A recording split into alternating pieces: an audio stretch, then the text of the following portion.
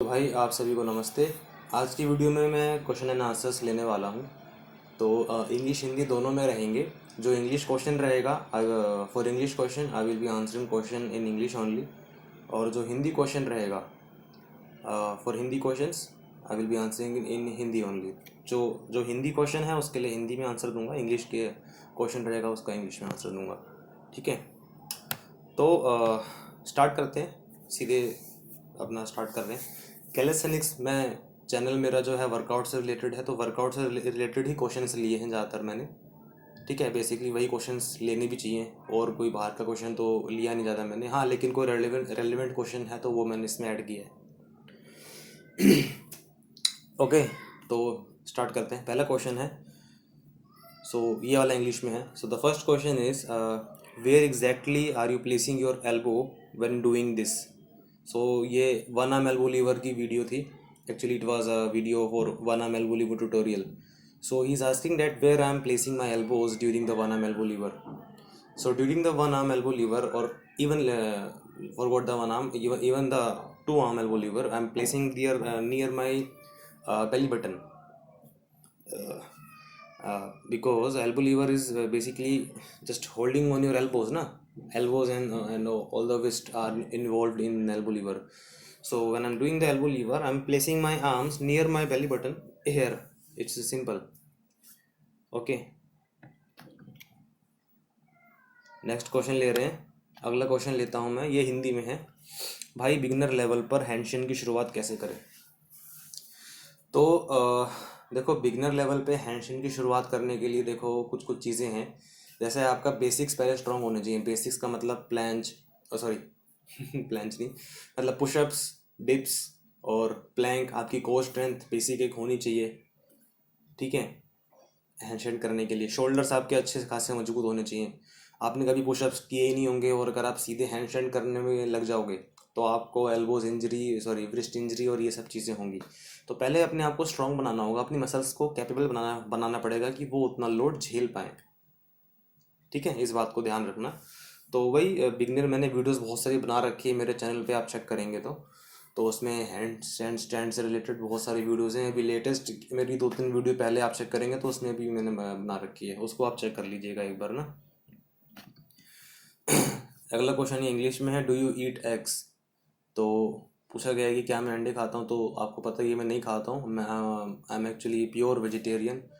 I don't eat any eggs और any other non vegetarian meals. Okay, so I am normally the diet I'm taking is my traditional Indian diet, which is, for example, you may already know milk, ghee, and other some of the like soya products sometimes, and pulses. These I include for my protein requirement and other requirements. Okay,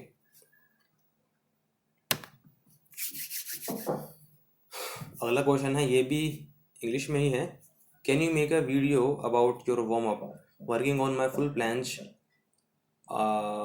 TM but still skip the warm up sometimes. Now I'm trying to learn how to warm up properly. So if you are learning a planche and you are not doing warm up, so it is really a difficult thing, because whenever you are trying to do the planche, you need to warm up your wrist and your shoulders completely.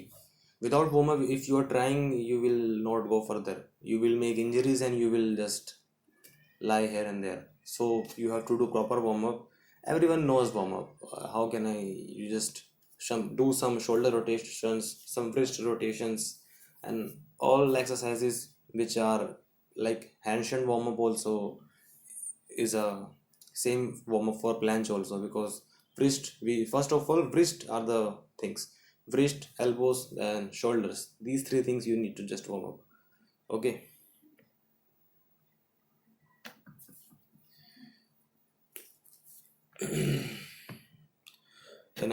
अगला question है कि भाई प्लैंच सीखने में कितना time लगा आपको। तो भाई देखो, प्लैंच सीखने में कितना टाइम लगा, तो देखो प्लैंच अभी मेरे को तो फुल प्लैंच आया भी नहीं है। स्ट्रेडल प्लैंच मैं कर लेता हूँ, जो भी है 4-5 सेकंड तक कर लेता हूँ। तो प्लैंच सीखने में टाइम भाई डिपेंड करता है कि आपकी हाइट और वेट के ऊपर। अगर आपकी हाइट शरीर की लंबाई ज़्यादा है और वेट भी ज़्यादा है, तो टिपिकली नॉर्मल बंदों से आपको ज़्यादा टाइम लगेगा प्लान सीखने में। और अगर आपकी हाइट भी शॉर्ट है और वेट भी कम है तो जल्दी सीख जाओगे। ये कोई मतलब ऐसा वो नहीं है कि ऐसा होगा ही, लेकिन हाँ ये भी बहुत मेजर रोल प्ले करता है आपकी हाइट और वेट। तो डिपेंड करता है। जैसे मेरे को तो भाई मैं याद है मेरे को कि मेरे को अच्छा मैंने प्रॉपर अच्छे से ट्रेनिंग करी तो मेरे को 1 साल के अंदर अंदर जो शेड्यूल प्लान है वो काफ़ी हद तक मेरे को आ गया था। और अभी करंटली मैं 4 से 5 सेकंड का शेड्यूल प्लान छोड़ कर पाता हूँ। वो भी बहुत बेयरली ही है क्योंकि मेरा हल्का सा थोड़ा वेट ज़्यादा है, 80+ मेरा वेट है उससे, लेकिन कोई फ़र्क नहीं पड़ता, वो तो आपकी प्रैक्टिस के ऊपर है। तो कर रहे हैं हम भी। ओके,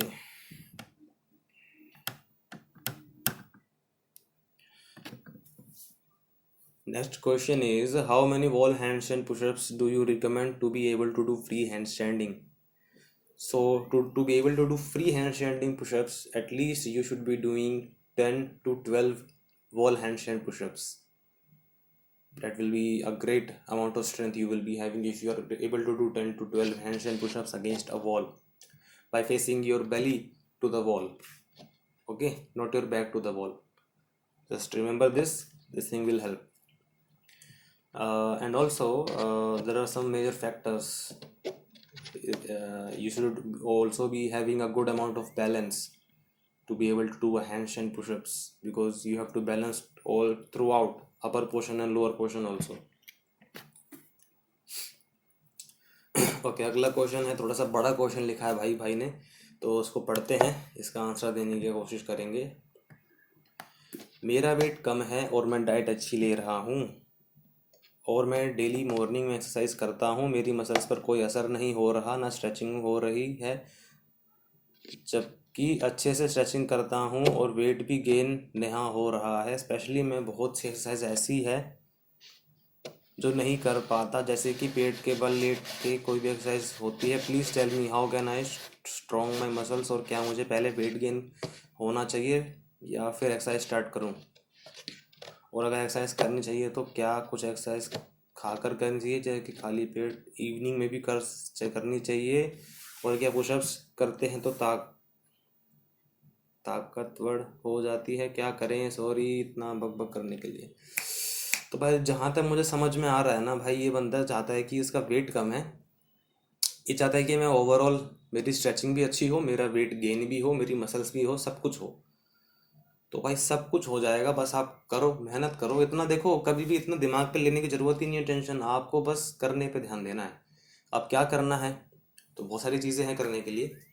आप पहले तो अपनी मसल्स को स्ट्रॉन्ग बनाओ सबसे पहले, फिर बाद में वेट गेन करने लेना। पहले मसल्स को स्ट्रॉन्ग बनाओ, जो बेसिक्स होते हैं कैलिस्थेनिक्स के, पुशअप्स, पुलअप्स, डिप्स, स्क्वाट्स, और भी पता ही है आप सबको, थोड़ी बहुत कार्डियो भी कर सकते हैं। पहले मसल्स को स्ट्रॉन्ग बनाओ अपनी, ठीक, फिर बल्किंग करके वेट गेन करो।